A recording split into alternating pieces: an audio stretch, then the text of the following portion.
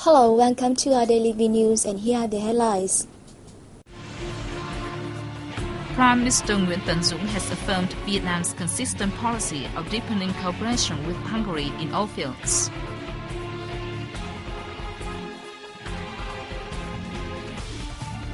The Prime Minister has approved a list of 30 individual and groups of objects as national treasures.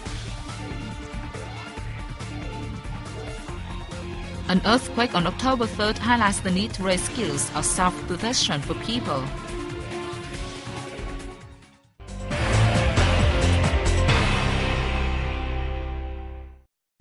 Prime Minister Nguyễn Tấn Dũng has affirmed Vietnam's consistent policy of deepening cooperation with Hungary in all fields. He said this during a reception for the newly appointed Hungarian ambassador to Vietnam on October 3rd.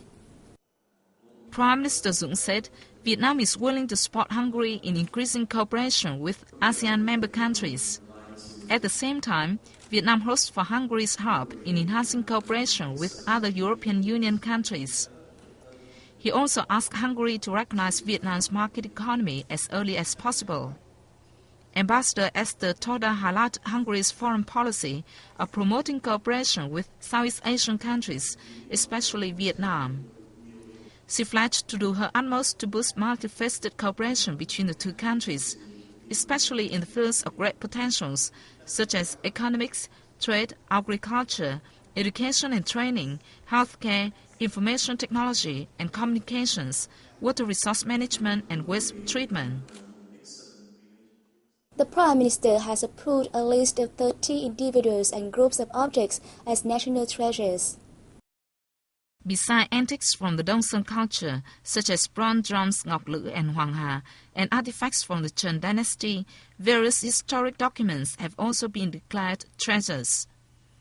Several writings of the late President Ho Chi Minh make the list, including his two books, Đường Cách Mệnh, Revolutionary Road, and Nhật ký trong tù, Diary in Prison, as well as a handwritten draft of the call to all people to join resistance war, and the original manuscript of his testament made public in September 1969.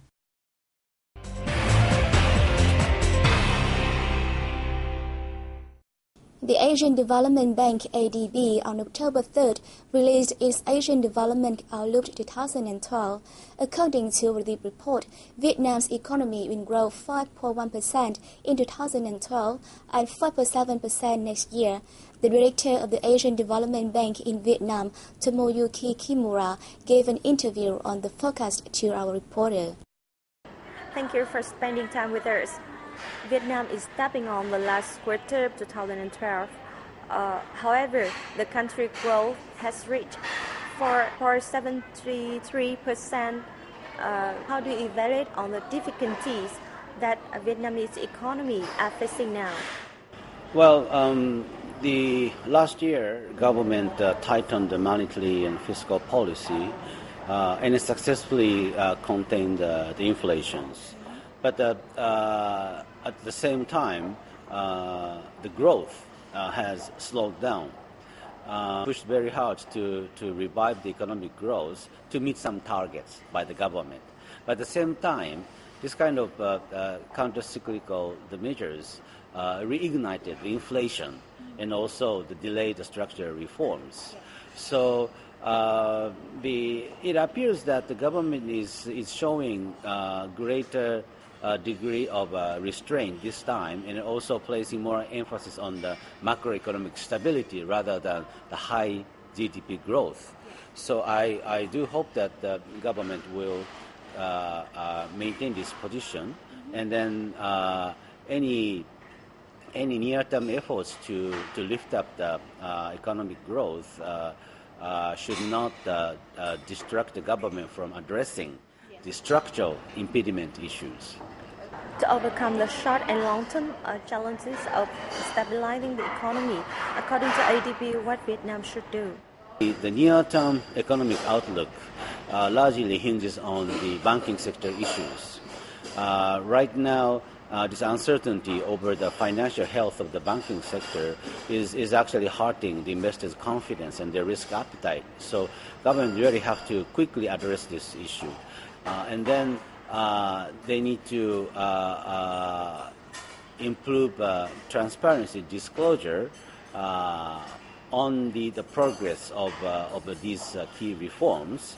And that would actually give a very strong message to the investors that the government is still fully committed to the reform and then making some progress. I think that would be very important. Thank you very much. Vietnam has set a target of saving 5 to 8% of total energy consumption in the period of 2012-2015.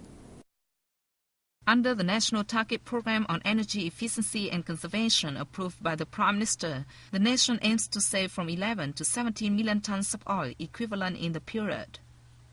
The program also underlines its goal to reduce at least 10% of energy volume in industries that use much energy, such as cement, steel, and garment.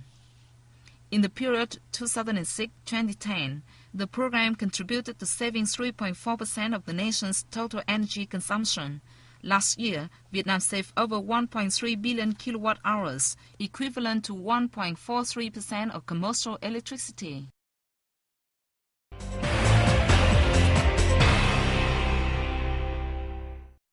People in Hanoi, Hai Phong, Quảng Ninh and Hải Dương felt light tremors caused by an earthquake measuring 4.4 on the Richter scale at 10:18 a.m. on October 3rd. According to the Institute of Geophysics, this was a fairly weak quake and did not cause any significant damage. However, the quake has made people extremely wary.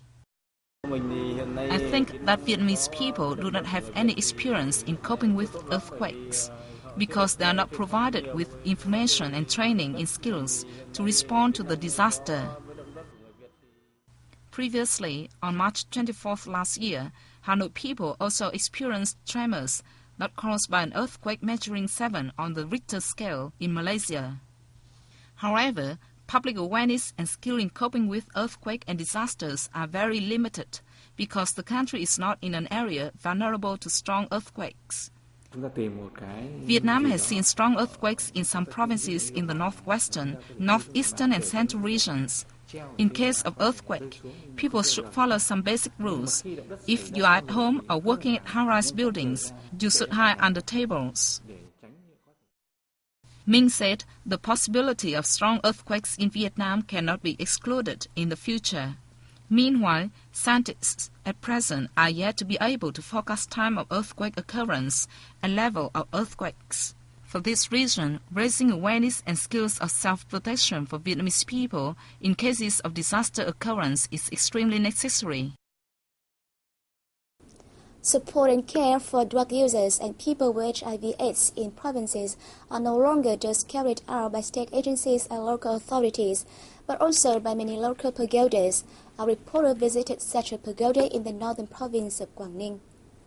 3 years ago, the Dong Phuc Pagoda in Quảng Yên town first started to offer help and support to people with HIV.